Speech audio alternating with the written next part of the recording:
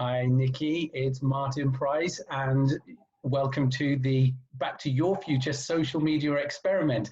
I've already done your partner, Josh, and it's incredible what you're doing with your social media marketing as well. But if I give like a little overview of the little bits that I know about you, and then if you want to go into more detail, then tell us your story of, where you were raised in Austria, and then obviously you've lived in numerous countries as well, and you've worked in the travel industry. So you've got a really varied background, and your English is absolutely fantastic. And I speak French, but I really am impressed with people that can conduct business in a second or a third language as well. So, yeah, do you want to tell us a bit more about your background and how you arrived at being involved with social media marketing? Yes, absolutely. So first of all, Martin, thank you very much for having me on your interview series. I feel very honored and happy to be here. So yeah, I was born 41 years ago in Austria, and I spent the first 20 years in Austria before I was going abroad. I am the oldest of 3 children, and I've been a nightmare in school, that I can tell you. I've been the living nightmare for all teachers, and I have dropped out of school actually when I was 17. But my dad told me that there is something I need to do in order to have like papers at least, right? I was not allowed to go to university, so what I did was I was going to kind of like a tourism college, which took 3 years. And in reality, it was like you were going to school for 3.5, 4 months a year, and the rest of the year you were working. And I kind of like stumbled into this college without having a clear idea of what is expecting me, but it turned out to be very interesting for me because the idea of being able to learn something and to do later on something with traveling sounded really, really attractive to me. So I kind of like was a very good student in college, finally, and I graduated when I was 20. And after I've done that, I thought, okay, I want to go abroad now. And that was basically the beginning of my decade of living abroad. So it was 7 years in Greece. It was a bit more than a year in the United States. I've been for like 1 winter, about 5, 6 months. I've been living in Spain, and I really, really enjoyed that. And I came back to Austria when I was not even 30, a little bit before my 30th birthday.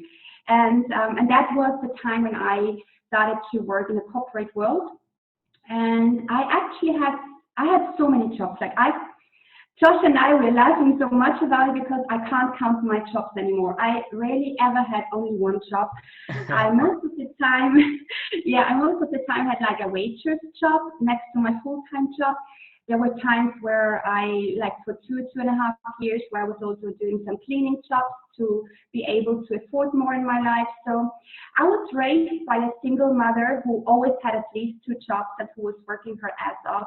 And that was like completely normal to me. My dad is very hardworking. My brother, my sister, both self-employed, very hardworking. So for me, it was nothing special to have 2, sometimes 3 jobs. But it was when I was 37 that I kind of like thought there must be more out there in the world for me than working for someone else. And that's when I started to do some research, when I started to Google how to make money online, like most of us do probably. And that was the beginning basically of my online career. Yeah. Wow, that's incredible. Yeah, and not that many years ago either when you started online. So did you always want to be an entrepreneur then rather than an employee, or is it just the fact that you fell into it? Well, that's a good question. Well, first of all, I would like to point your attention to the fact that what is an entrepreneur, right? An entrepreneur is someone who is taking greater risk than normal, greater financial risk than normal, in order to organize and build up a business, right? Am I doing that now? I would say no. I don't consider myself, I'm not calling myself an entrepreneur.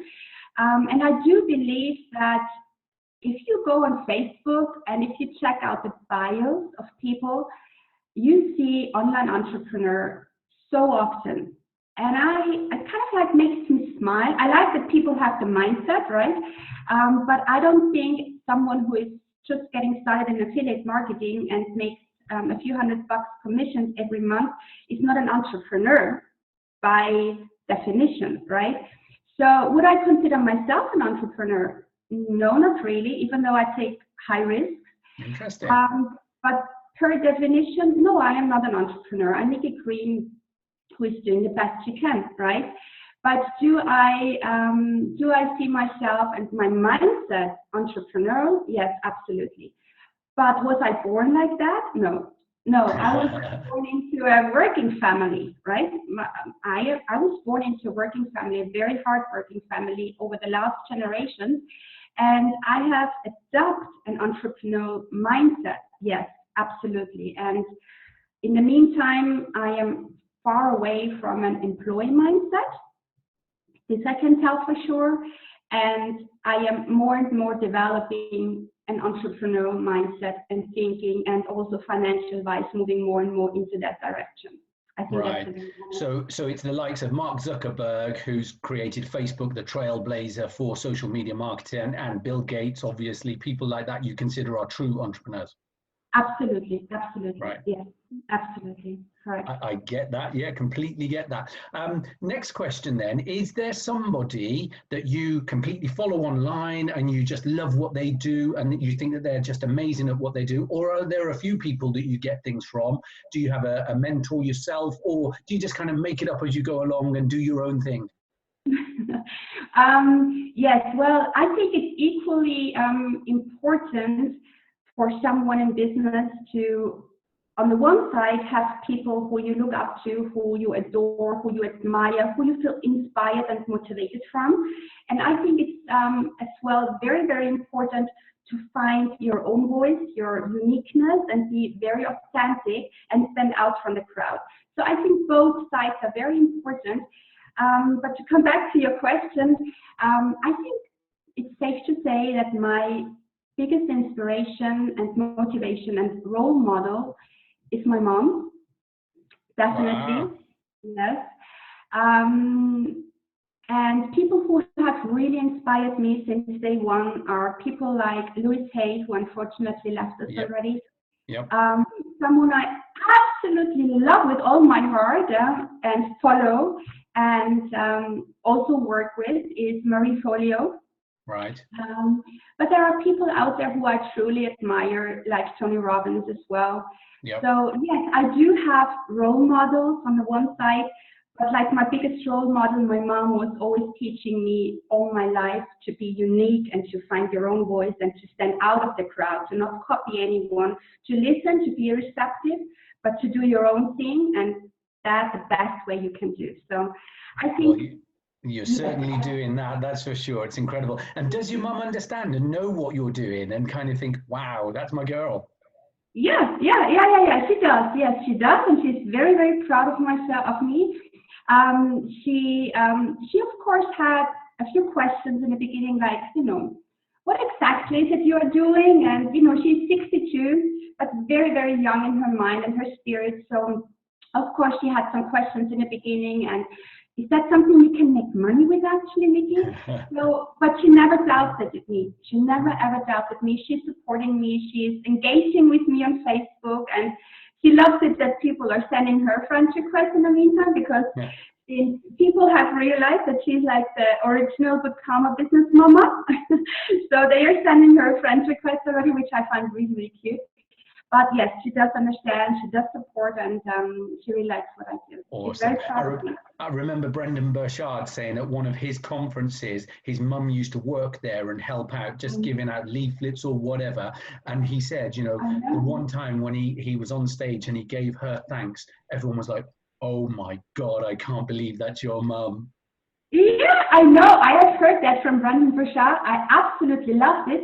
And I keep telling my mom, are you ready to be mentioned on stage when I get my Tucoma Club, which will be soon, Mom? She was like, what is a Tucoma Club? I said, well, let me explain you, because you will be there. You have to be the one who is cheering me up, because it's thank you that I will be there one day very soon. And I really love that about Brandenburg. Yeah. And there is no one who I ask more for advice and whose opinion is more important to me than the one from my mother. That's awesome, considering all of the amazing people that are out there in our industry as well. And then you've obviously got a big influence from your mum. That's amazing. Yes, Okay, so absolutely. a mix of fun questions in here as well then. So what would your teachers say about you if we were to ask one of them when you were 8 years old? How would they describe you, or what would they say? Oh my God. That is a really good question. Oh my God, Martin, do you really want to hear that? Keep it clean, or relatively clean. It's Okay. You've already Well, said that you were the black sheep. yes, yes, yes. There was no blacker one than me. Absolutely. Wow. Well, let me think back. When I was 8 years, you said, right? Yep. I was in border school, in a Catholic border school, only with girls. And I had to pray 3 times a day. We read the Bible, and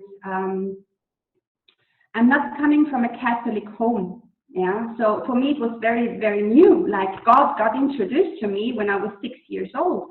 And I definitely think that if you ask a teacher today about the 8-year-old Niki, what they will teach you is that she was very rebellious, that she has questioned everything, that she didn't take anything for granted, anything for, okay, that's how it is because you say so. I was questioning a lot. I was, most of all, I made very, very clear that I think they are completely wasting my time and that I don't need anything what they are teaching me. But that was not only with 8 years, it was all the way up till 17. You don't know how many times my mother had to come to school and had to kind of like fix things for me. So I think they will all tell you that I was funny, very loud, very rebellious, and that I have questioned everything, and I still do. And that's brilliant. You know, if you don't take things just on face value, you know, if someone's saying something to you, they have to back it up with something, right? And particularly in business and specifically online as well, because there's a lot of people making claims and saying things, and you just want that confidence that they've got something to back it up, right? Exactly, exactly. And I do tell everyone who I'm working with that it is so important to question things because there's so much information for free out there, and you should not just take it, swallow it, and use it, right? You always need to question, you always need to educate yourself. You need to stay a student of life, right? And I am very glad that I never got rid of that attitude, to be honest.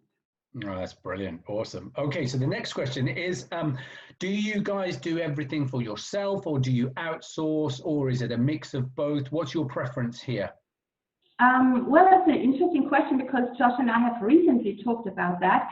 I have hired a virtual assistant not too long ago for like 2-3 months. With not too long ago, I mean like a year ago, I think it was, not even.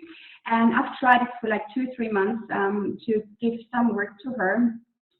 But I must say the experience was not the best, and I came back to doing it on my own. And I think right now we are still, but on the edge of being able to do stuff ourselves, and we do.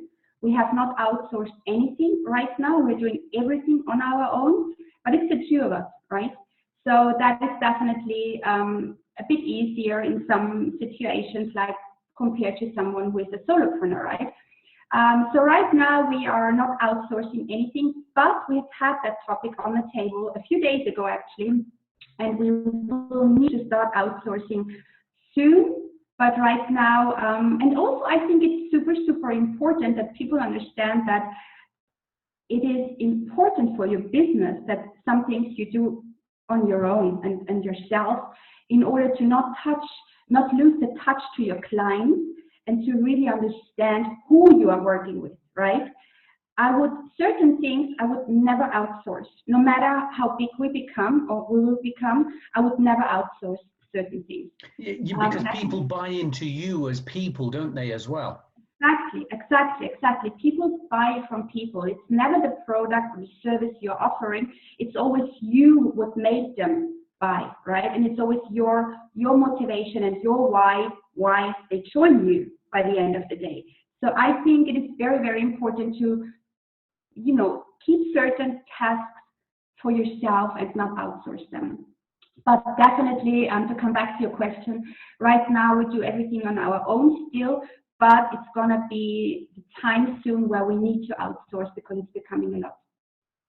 That's interesting, yeah, and controversial for some people as well, because some people can't wait to offload everything just so that they've got more time freedom. But I'm totally on your page, because I think it's really important to build those relationships with people, and they've got the confidence then and testimonials from those people then to recommend you. Absolutely phenomenal. Yeah.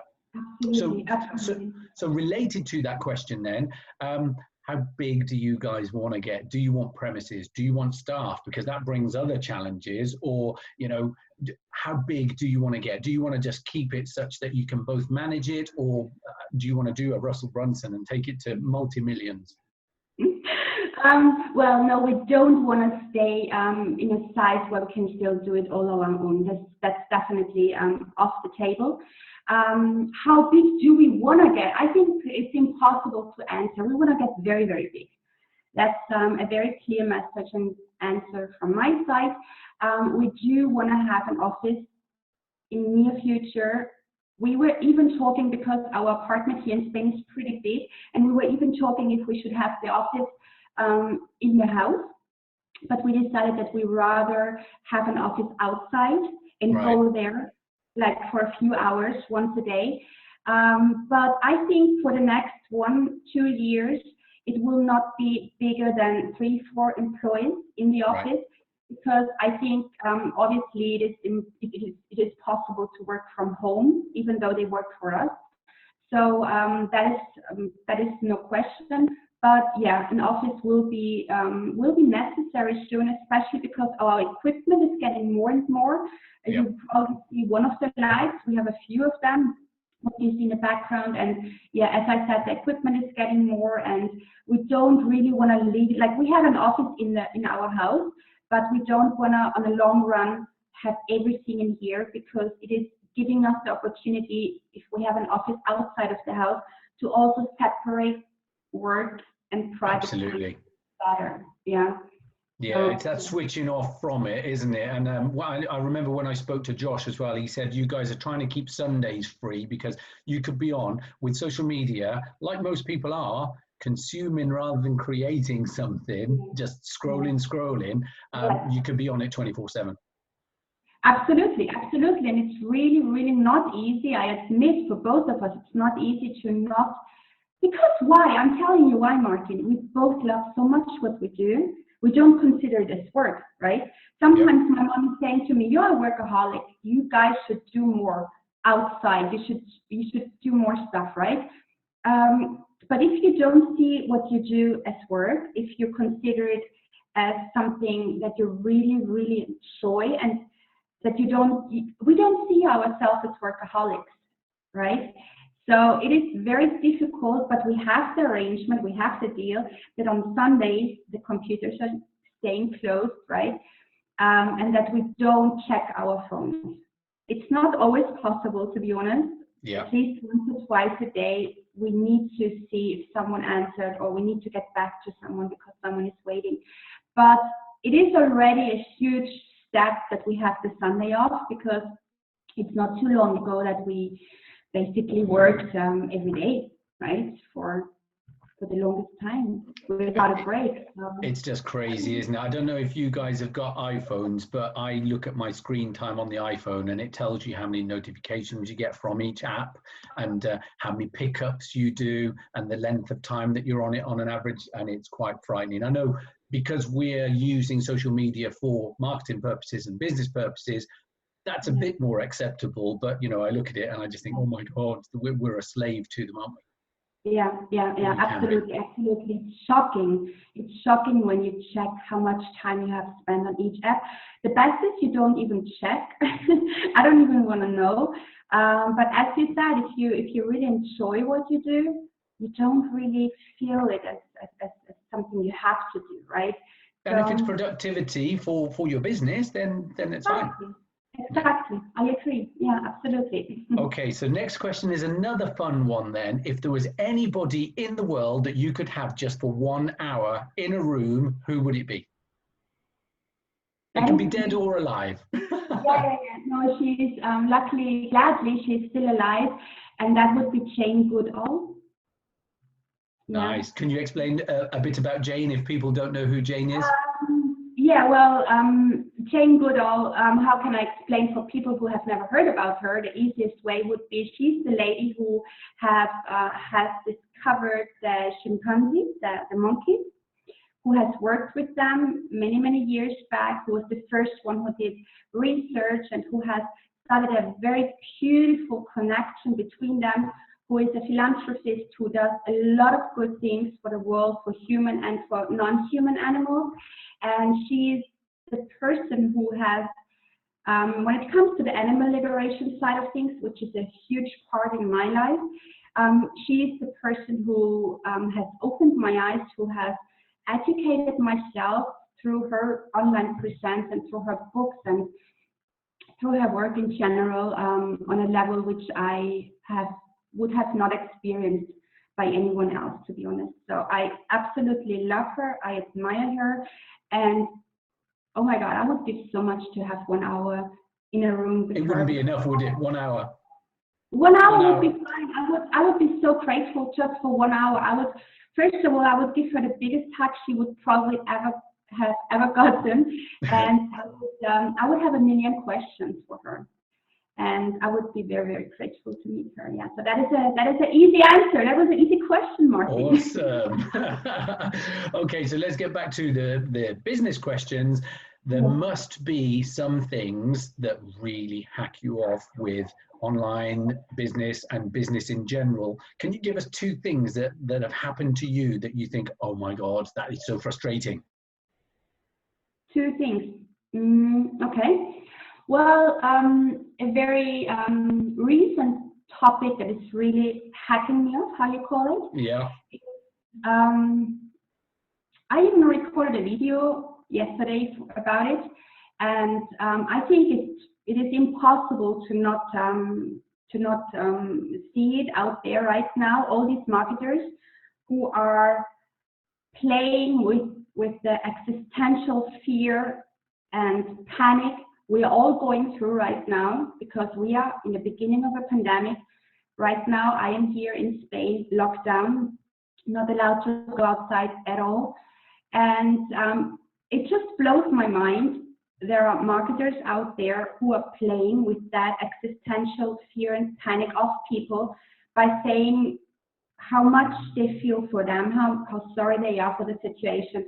First, being that a human, the overall human, right? And 1 second later, they are telling you, and now it's the perfect time for you to start an online business. Buy my training, you get it 50% off, 50% cheaper. Join me, buy my stuff, because now it's the perfect time for you. And as I said in my video yesterday, I find it highly unethical,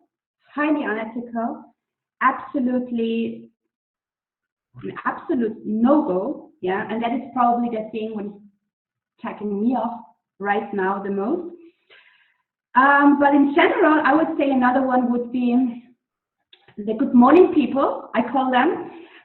When you sit down and when you create content, valuable content for free, and you sit for like 10, 20, 30 minutes and you create a piece of very good, valuable content, and people are commenting good morning, and you're like, you didn't even read it. Like, really? That is sometimes where I say to Josh, oh my God, like, because I'm not one of them, right? If I see a long post, I'm reading it, right? And if I see in the middle that this is something I am not interested in or I don't agree, I completely ignore the post. Yep. To say good morning when you have a text like that, it's not bad. Like, honestly, Martin, there is not so much what is really pissing me off in the meantime. In the beginning, it was way more. But in the meantime, I'm like, whatever. I do my thing, you do your thing. As long as you, excuse my French, don't have a shit in my living room, I'm all good. I love that. Don't have a shit in my living room. Okay, so the next one then is, can you remember your first big break in business? You kind of got involved in affiliate marketing a few years back, maybe 3, 4 years back, and had some success with that. Was that the start of things? Was that your big break, and you just realized that you didn't need to have a regular 9 to 5 job, or was it more recently since you and Josh? I mean, you and Josh have just had a $10,000 day, and this is organic traffic, right? It's not paid traffic. And that is just incredible. I know people are motivated by money when they hear these kind of things. And so is this your big break now, or do you think it was previous when you started getting involved in affiliate marketing? Well, I had a financial breakthrough with affiliate marketing, yes. It allowed me to quit my job. It allowed me to work location independent. I was time-wise, I was really independent, and also financially. Yes, but I would consider my breakthrough recently, like a year ago, I would say, when Josh and I teamed up, because there came so much clarity. Both of us, we have made good money with affiliate marketing before we teamed up. But to be very honest with you, the clarity was missing. Like, we kind of like we were a bit like two puppies, you know, who were like, oh yeah, this is exciting. Oh yeah, I can make good money with all that, but where does it go, right? And for me, it was, from the very beginning, it was very, very clear that I want to create a purpose-driven business. Yeah, Right. that was super, super important for me. I knew exactly that part of my income will go into donations. A huge part of my income, especially in the beginning, went into animal liberation donations, right? So for me, it was not really the money what motivated me mainly, especially in the beginning. It was more the visions and the ideas I had with how I want to change other people's lives with my business. And it is people like, I love this one story. It was a single mother who has contacted me, who just got divorced and who was completely broke and who needed my help. She had a product, but she didn't know how to market it. And she said, honestly, I don't have any savings which I can invest in you right now, but if you would help me, I would be very grateful. So I was like, yeah, no question about that. I'm going to help you. And this lady today is having solid 5-figure months every single month the past 2 years. So those are the people which inspired me. Those are the people who are my fool every single day to get out there, even though I feel like shit maybe, even though we had an argument, Josh and I, or even though, like right now, you know, where everything is so uncertain, right? But those are the people who are pushing me every day to go out, to publish, to talk, to connect, to help. And I think it is super, super important for everyone who is starting online to make up your mind why, right? We always talk about this huge why, but so few people are really taking the time to find out what is their why. Because the problem is, after a while in business, you will be facing struggles, you will be facing difficulties, you will be facing problems. And if money was your only motivation in first place, then the air will be like out, right? And that's exactly why so many people are giving up. So for me, yes, I was lucky enough, you know, to make very good money with affiliate marketing. And still I have affiliate marketing in the bag, right? I'm not promoting anyone's product anymore because we have our own products, but still I have them in the bag. And if money would have been the only drive I've had from the very beginning, I would probably not be here anymore. I would probably have been vanished like so many others who started out with me and who did not finish with me, right? Right. So it is super important to have a purpose-driven business and to keep the whole community, you know, have a look and have a view of the whole thing, not only yourself, right? Yeah. So you've gone. Sorry, you've gone from that puppy dog, then both of you being puppy dogs, to having your, you know, your values and you know your purpose now. Yes, absolutely. We know where we want to go. We know who we are.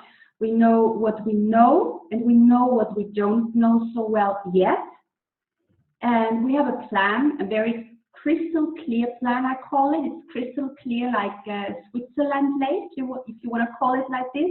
And we know exactly where we want to go. And we know exactly, each of us as well, not only as a team, but how we want to evolve, where we want to be in 1 or 2 years.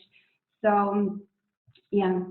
Right, so you've just segued lovely into the next question, which is, this is the Back to Your Future series. I'm going to interview you each year now, looking forward, and then we look back as well and going, oh my God, what a roller coaster that was.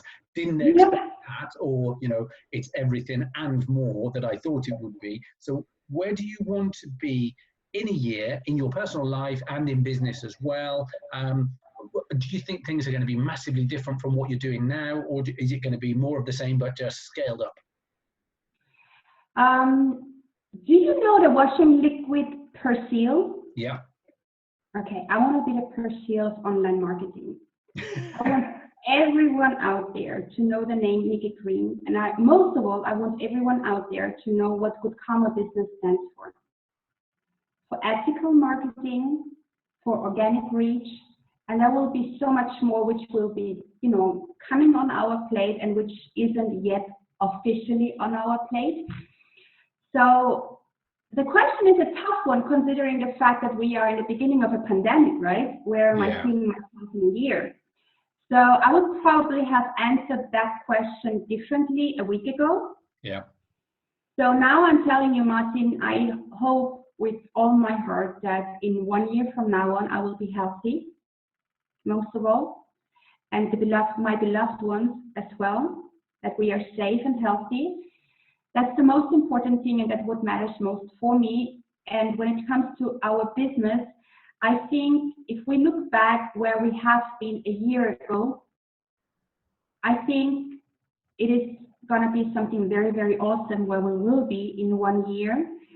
Because as I mentioned before, we have a plan, we have a strategy, and we have very good tools to get there where we want to come and where we want to be.